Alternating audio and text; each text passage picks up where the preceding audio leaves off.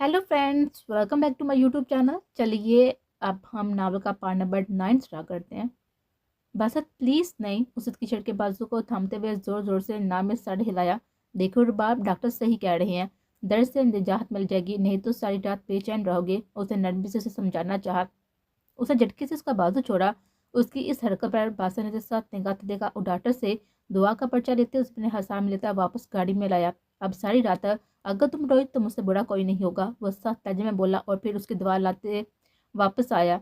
अंदर लाकर उसे बिस्तर पर लटाते वो बाहर गया। दूध का गिलास उसकी दवा रखता हुआ वापस लाया। उसे दवा देते दूध का गिलास थमाया। मुझे नहीं पीना, वह मुंह बसोड़ते हुए बोली। तुमसे पूछा नहीं है मैंने, खत्म करो उसे जल्दी, मुझे और भी काम है। आया तो जैसे उसका दिल लहू लहान करने का सोचे बैठा था। उसे खामोशी से गिलास लबू से लगाया और एक सांस में पीते उसे दिया और फौरन लेटकर कंफर्टर मुंह तक लिया। बादशाह ने तासुब से इसके वजूद को देखा, जिसने हजम होने का भी इंतजार नहीं किया था। उसे अंदाजा होता था कि दुरेद और शौकत जदानी ने उसे कितना बिगाड़ रखा है। एसी ऑन करते हुए उसने अपना लैपटॉप थामा। बाहर सारे लॉक्स लगाकर सब बत्तियां गुल कर चुका था। वह उसके बराबर बैठते उसने अपना काम शुरू किया था। एक नज़र उस पर भी डाल लेता था जो शायद सो गए थे। उसके सांस के हयात से कंफर्टर उसके चेहरे से आहिस्ता से हटाया। उसका चेहरा गुलाबी माइल और हल्का सा सूजा था रोकर। वो पेशेमान था, उसकी इस वजह से इस तकलीफ में हुई थी, लेकिन उसकी गलती की सजा तो उसे देनी ही थी ना। और बास पास भी वो करना चाहता था, लेकिन अभी नजरें उसके मासूम चेहरे पर थी। 3 बजे उसने काम मुकम्मल करते हुए लैपटॉप बंद किया और उसका वक्फे वक्फे से बेचैनी से किस्म साना में महसूस कर चुका था। वो वॉशरूम गया और आकर कमरे की बत्तियां बंद करते हुए जीरो का बल्ब ऑन किया, अपनी जगह पर आया और चट लेट गया। 15 मिनट में ही उस पर नींद की वादी मेहरबान हो चुकी थी। रुबाइशा वापस जा चुकी थी। उसके जाते उसने पूरी रात सिगरेट सुलगाया था। इतनी बड़ी बात, नाराजगियां और शिकवे अपनी जगह, लेकिन क्या उसका इतना हक नहीं बनता था? उसने दुख से आंखें मीची। वो किसी भी चीज़ में खुशकिस्मत साबित नहीं हुआ था। उसकी बीवी उसे शायद तब तक ना बताती जब तक उसका वजूद ये बात वाज़ह न करता। उसने आंखें मूंदी। उसकी ज़िंदगी में एक खुशी आने वाली थी। रब्बुल आलमीन उसे रहमत से नवाजने वाला था। उसने चाहने के बावजूद भी हफ्ते से उसे देखा तक नहीं था। हाँ, उसकी सारी मालूमात उसके पास थी, लेकिन उसे रूबरू नहीं देखा था अभी तक। दूसरी तरफ रुबाइशा ने उसका इंतजार किया था। कभी उसकी तबीयत बिल्कुल अच्छी होती और कभी बिल्कुल बेचैन। उसे लगा था कि वो आएगा, लेकिन वो अब तक नहीं आया था। बेशक वो वहां पर नहीं जाएगी, वो उसे कह चुके थे। 1 दिन, 2 दिन, 3 दिन और फिर हफ्ता। उसने उम्मीद छोड़ दी थी। वो हर बार ऐसा ही करता था। इस बार सच में उसका दिल दुखा था। उसकी की गई ज्यादतियां जब भी बुलाने की कोशिश करती थी, वो फिर से कुछ ऐसा कर देता था कि वो 2 कदम आगे बढ़ती थी, 4 कदम पीछे ले लेती थी। इसी सोचों में गुम उसने खिड़की से बाहर देखा। जहां गाड़ी अंदर डाली हुई थी, उसका दिल पल में सुकड़ कर फैला। 1 हफ्ते बाद उसके लबों पर तमसर फैला। वह वहीं पर बैठी रही जैसे फर्क न पड़ा हो। दिल हम करा था उसकी तरफ देखो, इस बेचैनी को खत्म कर दो जो हफ्ते से है। लेकिन वो डीट बनी रही थी, जहां तक कि वो बिना दरवाजा नॉक किए हुए अंदर डाल हुआ। साला मरना नहीं चाहिए, उसे इतने गाँव दो कि उसकी आहें सारी रात यहाँ पर गूंजती रहे। सामने कुर्सी पर बैठे हुए शख्स ने कहा, तो ऐसा नहीं कर सकता तब्रेज? मैं कर सकता हूँ, नहीं कर रहा हूँ। मैं कर सकता नहीं कर रहा हूँ। सिगरेट सुलगाते हुए सामने मौजूद शख्स को देखा था। याद रखो, मैं जब भी यहाँ से निकला तेरी बीवी को वो मुवाद दिखा दूंगा जो तूने मेरी बहन चिटा पे दर पे उस पर लातों और मुक्कों की बरसातों करते हुए तब्रेज शाह पीछे हटा था। तू बताएगा मेरी बीवी को?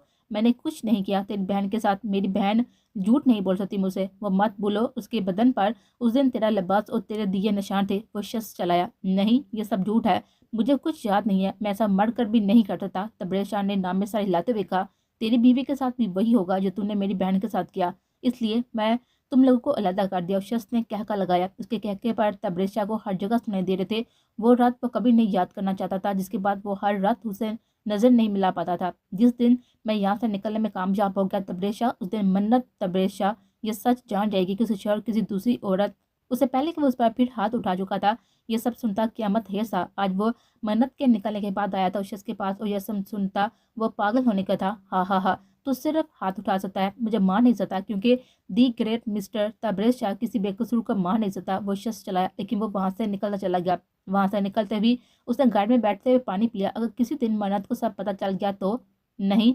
उसे तेजी से सर स्टीयरिंग व्हील पर मारा था और अपनी टिकट बुक करवाई थी। जो दूसरे शहर काम उसका 2 महीने बाद का था, वो अभी करने चला गया था। यहाँ रहता तो सब तबाह कर देता। मैं कुछ नहीं किया मन्नत, उसे नामे साई लाते हुए खुद को बाबा करवाया। मैं जल्द हकीकत तक पहुंच जाऊंगा। उसने अपने इश्तियाक को काबू में किया और एक नंबर मिलाया। कहाँ रह गई है वो आजकल? सर वहीं جو اس آفس کی جاب ملی تھی، اس پر نظر رکھو، کون آتا ہے کون جاتا ہے سب۔ اس نے کہتے ہوئے فون کاٹا اور گھر چلا گیا۔ اسے ملنے کی خواہش تھی لیکن اس وقت اس کے پاس ان حالات میں نہیں جانا چاہتا تھا، وہ نہیں تو وہ اسے نقصان پہنچا دیتا اور اس کے بعد خود کے ساتھ کچھ مزید برا کر لیتا۔ آنکھ اس کے ڈرنے پر کھلی تو وہ فوراً اٹھ کر بیٹھا اور بتیاں جلائی۔ رباب کا چہرہ رونے سے تر تھا پورا، وہ اپنے فون کا کنارہ کاٹتے ہوئی شاید آواز کو روکنے کی کوشش میں ہلکان تھی۔ اس کو ایسا روتے دیکھ کر اس کا دل کانپا تھا۔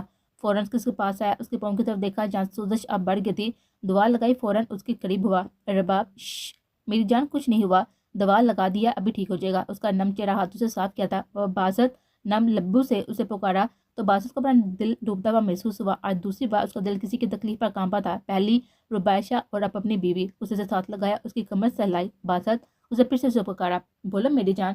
اس کے بعد اس کے ماتھے سے ہٹاتے ہوئے کہا، بیو بابا کے پاس جانا ہے۔ اسے سسکی بڑھتے ہوئے کہا، میں ہوں نا، کچھ نہیں ہوگا، ابھی رکو یہاں۔ اسے ہٹاتے ہوئے وہ باہر نکل گیا تھا اور انجیکشن لے کر آیا جو ڈاکٹر سے لے کے چکا تھا۔ اسے دوا بھی دی تھی لیکن تب تک وہ اسے ایسے رونے نہیں دے سکتا تھا، اس لیے واپس اس کے قریب آیا۔ رباب نے انجیکشن دیتے تیزی سے نام میں سر ہلایا تھا۔ باسط نے اس کے قریب آتے ہوئے اس کی آستین ہٹائی اور اوپر لے جا کر اس کے بازو کو پکڑا۔ باسط نہیں، پلیز، ابھی خود ہی ٹھیک ہو جائے گا، ابھی خود ہی درد ٹھیک ہو جائے گا۔ اس نے ڈرتے ہوئے کہا، اپنی تکلیف، اپنی حالت دیکھ رہی ہو، تھم جاؤ، نہیں تو اب تمہیں ایک لگان دینی ہے میں نے، باسط نے سخت لہجے میں کہا۔ رباب نے اس کے سینے پر سر ٹکاتے ہوئے دوسرے ہاتھ سے اس کی شرٹ کو سختی سے مٹھی میں بیچا۔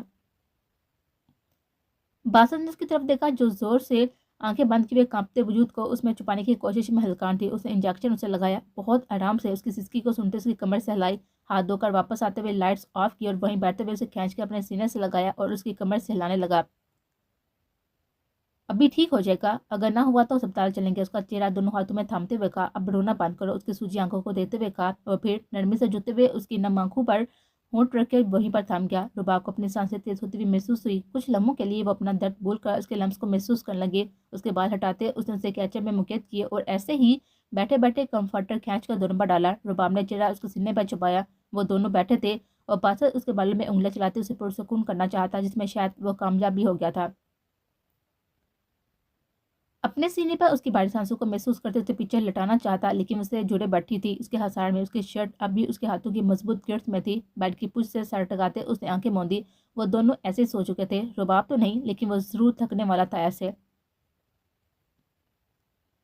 مسٹر دریجدانی، کیا آپ نے اجازت مانگی اندر آنے کی؟ کیونکہ جہاں تک میرا علم ہے یہ گھر آپ کی ملکیت نہیں ہے۔ ایک نگاہ اس پر ڈالتے اس نے کھڑکی سے باہر دیکھتے ہوئے کہا، کچھ ضروری بتانا چاہتا تھا، سوچا ابھی بتا دو۔ میری اولاد میرے پاس رہے گی، تم جہاں جانا چاہو تم رکو گے، تمہیں روکوں گا نہیں، تمہارے ساتھ پہلے ہی زیادتی ہو چکی ہے اس لیے کوئی زور زبردستی نہیں ہے، لیکن میری اولاد میرے پاس رہے گی۔ اسے سگریٹ کا دھواں ہوا میں معطل کرتے ہوئے کہا اور بادشاہ کو لگا کسی نے اس کے کانوں میں پگھلا ہوا سیسا انڈیلا ہے۔ اس نے جھٹکے سے اسے بےچینی سے دیکھا، ناممکن، اسے ممکن بنانا میں جانتا ہوں، ہمارے ملک کے قانون سے تو آشنا ہو تم، افسوس جس کے پاس پاور ہے اس کے پاس سب۔ اس نے حقیقت بتائی، تم ایسا نہیں کرو گے۔ اس نے ٹرانس کی سی کیفیت میں کہا تھا، میں ایسا کیوں نہیں کروں گا؟ وہ اپنی جگہ سے کھڑا ہوا۔ دوریت، اسے بے بسی سے پکارا۔ ہاں، وہ سچ کہہ رہا تھا، وہ ایسا کر سکتا تھا اور کون اسے پوچھتا؟ کوئی بھی نہیں۔ چلتا ہوں، وہ کہتا، جیسے آیا تھا ویسے چلا گیا اور بادشاہ نے اسے جاتے ہوئے دیکھا۔ جو آگ دوریت کے سینے میں لگی تھی وہ اس کا بدلہ لے چکا تھا۔ وہ بادشاہ حق کو صرف چھوٹی سی سزا دینا چاہتا تھا جو دے کر وہ اپنے انجام کو رونے والا تھا شاید۔ بادشاہ کتنی ہی دیر وہاں سختے سی کیفیت میں بیٹھی رہی تھی، اس نے نہ رات کو کھانا کھایا تھا اور نہ ہی دوا لی۔ وہ شخص اسے ایک نئی اذیت سے آشنا کروا کر گیا تھا۔ وہ اسے بتا کر گیا تھا کہ کل بھی وہ اس کے لیے اہم نہ تھی اور نہ آج۔ وہ وہاں بیٹھے سے صبح ہو گئی تھی، کمر اکڑ گئی تھی لیکن نیند آنکھوں سے کوسوں دور تھی۔ اس ماں کو کیسے نیند آتی جس کو یہ سنا دیا جائے کہ اس کی اولاد سے اس دنیا میں آتے ہی چھین لی جائے گی۔ کل رات جو بات اس کے دل میں آتی اسے ڈرا گئی تھی، اب وہ بات اسے دل میں نقش کرتے ہوئے گہرا سانس پڑا۔ اس بار میں نہیں ہاروں گی دریجدانی، اس بار نہیں۔ اگر یہ خوشی میری نہیں تو تمہاری تو میں ہرگز نہیں ہونے دوں گی۔ اس نے نفی میں ساحلات ہوئے ہنسانی کیفیت میں کہتے ہوئے شال اور اپنا سامان اٹھایا اور باہر نکل گئی۔ مخالف کو اس کے باہر نکلنے کی خبر فوراً مل گئی تھی لیکن وہ جا کہاں رہی تھی وہ بھی اسے جلد پتہ لگ جانا تھا۔ اسے اسپتال کے سامنے رکشہ رکوایا اور ایک آخری بار سوچا، کیا وہ صحیح کرنے والی تھی؟ آج موسم بھی خراب تھا لیکن اس کے دل کے موسم پر کوئی اثر نہیں پڑا تھا۔ اندر جاتے اس نے گہرا سانس بھرا اور بار بینچ پر بیٹھ کر اپنی باری کا انتظار کرنے لگی۔ وہ شخص جس کی گھنٹے بعد کی فلائٹ تھی، میٹنگ کے سلسلے میں اس نے لفظ ہسپتال سنتے ہوئے گاڑی ایئرپورٹ سے موڑی تھی۔ اس لڑکی کا دماغ ٹھکانے لگانے والا تھا، اب کی بار اسے سزا دینا ضروری ہو گیا تھا۔ اس نے 80 کی سپیڈ سے گاڑی دہرائی تھی۔ کیا یہ آپ کا آخری فیصلہ ہے مس ربائشہ کہ آپ کو اپنی اولاد نہیں چاہیے؟ دھرم سے دروازہ کھلا تھا لیکن ربائشہ مڑی دے رہی تھی۔ وہ لمبے ڈاک بڑھتا ہوا اس کی طرف آیا تھا، اس کا ہاتھ تھاما اور جھٹکے سے کھڑا کیا۔ وہ جیسے جانتی تھی کہ یہی ہوگا، اس لیے کوئی رد عمل نہیں دکھایا۔ یہ کیا بدتمیزی ہے؟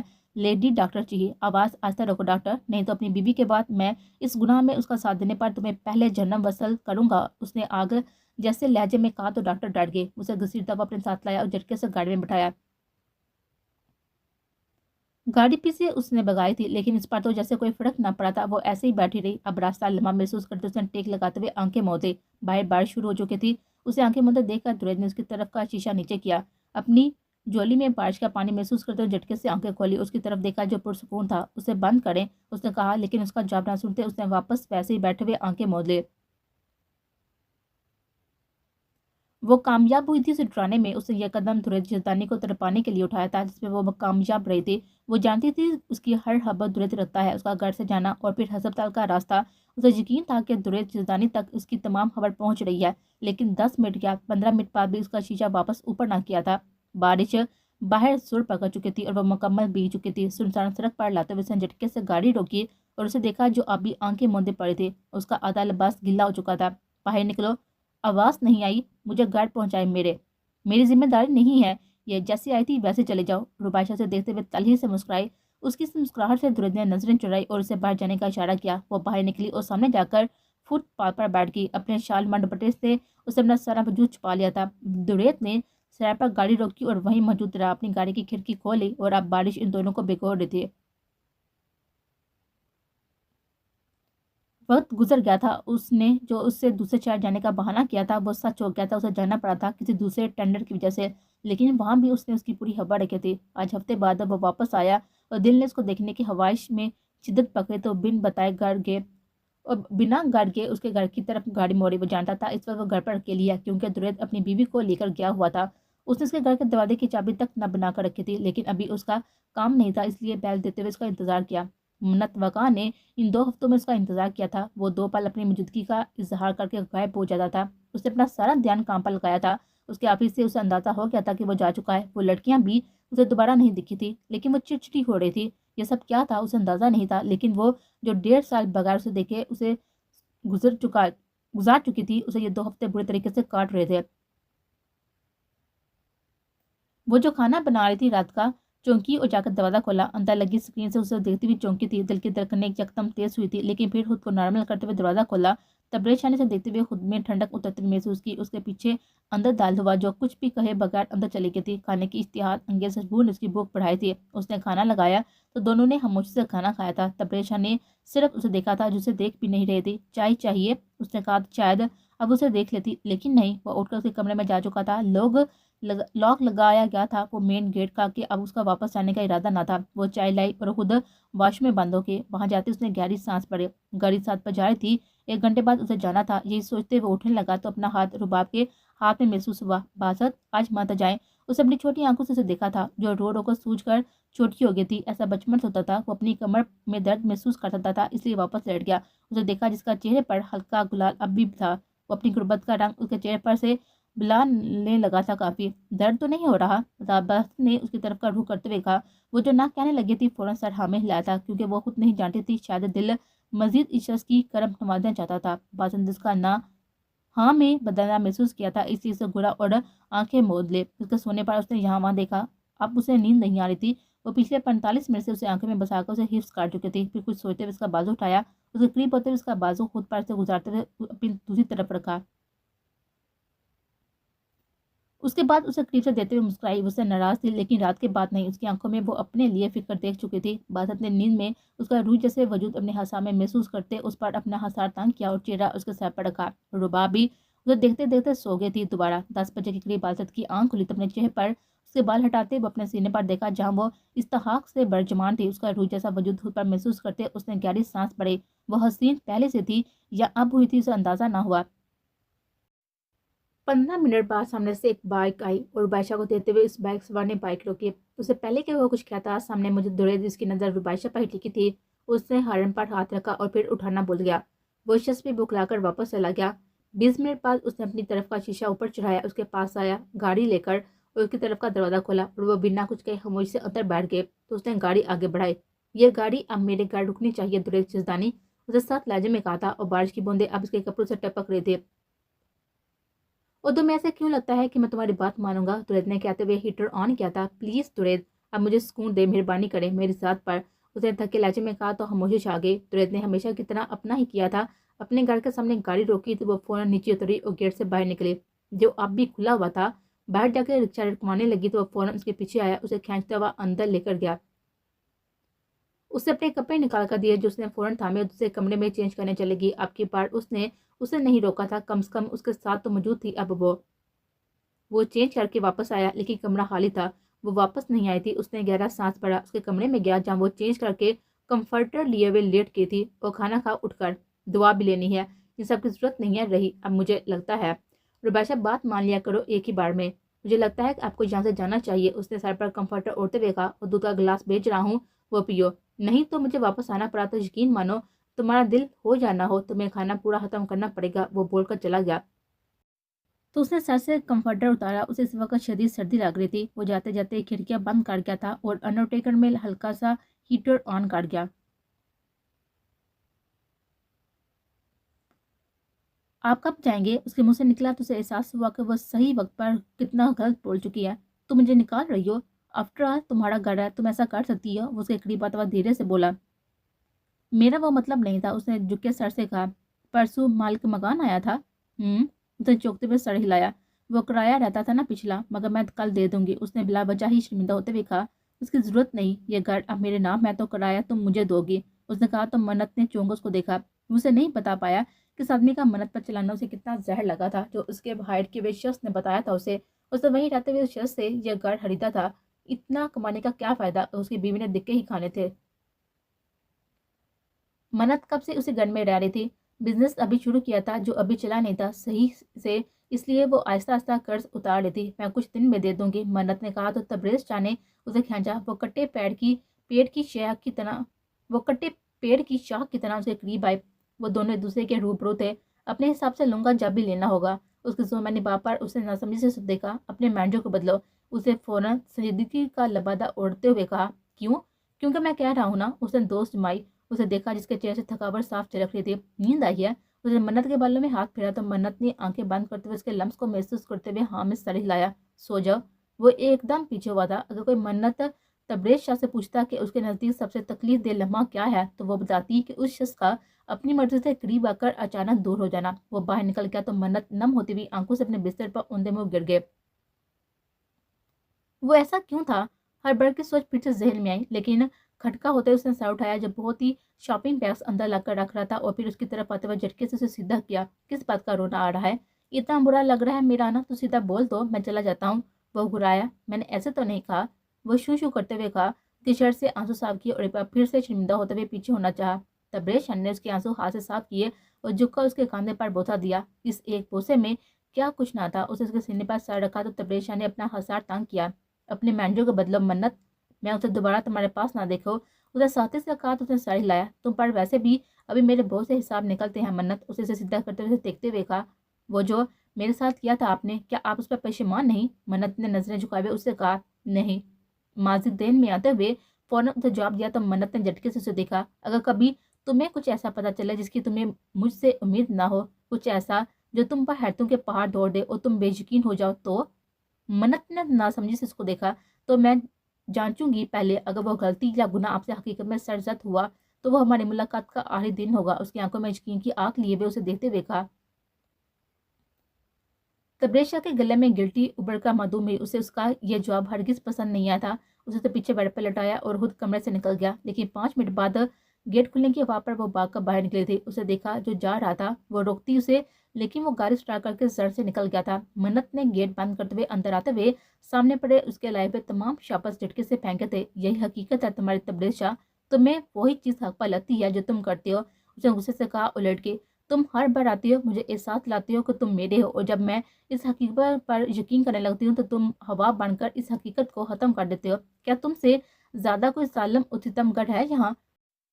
اگلے روز وہ آفس نہیں گئی تھی، یہ جانتے ہوئے کہ آج کل کام زیادہ ہو گیا ہے۔ وہ آج بھی نہ جاتی، لیکن فارن کمپنی کے لوگ اپنا کام دیکھنا چاہتے تھے۔ اپنے پروڈکٹ وہ ایک بار دیکھنا چاہتے تھے اور اس کا وہاں ہونا ضروری تھا کیونکہ یہ ڈیل تبریز کے ساتھ اسے بھی دی گئی تھی۔ وہ بے دلی سے تیار ہوئی، اس کے کل کے گرے ہوئے شاپنگ بیگ اس نے اٹھائے بنا تھے۔ 9 بجے وہ وہاں پر پہنچ چکی تھی۔ پورے آفس میں چہل پہل تھی جو معمول سے زیادہ انہی کے آنے کی وجہ سے تھی۔ وہ بھی مین ہال میں تیاری کو ایک آخری نظر دیکھنے گئی تھی۔ مینیجر کو وہ آئی نہیں تھی اس لیے بدلہ بھی نہیں تھا۔ وہ سامنے تبریز شاہ نے اس کا آنا، اپنے مینیجر سے بات کرنا سب دیکھا تھا، لیکن جب منت کی نظر اس پر پڑی اس پر سے نگاہیں ہٹا چکا تھا۔ منت بھی دوسری طرف چلی گئی تھی جسے تبریز شاہ نے دور تک دیکھا تھا۔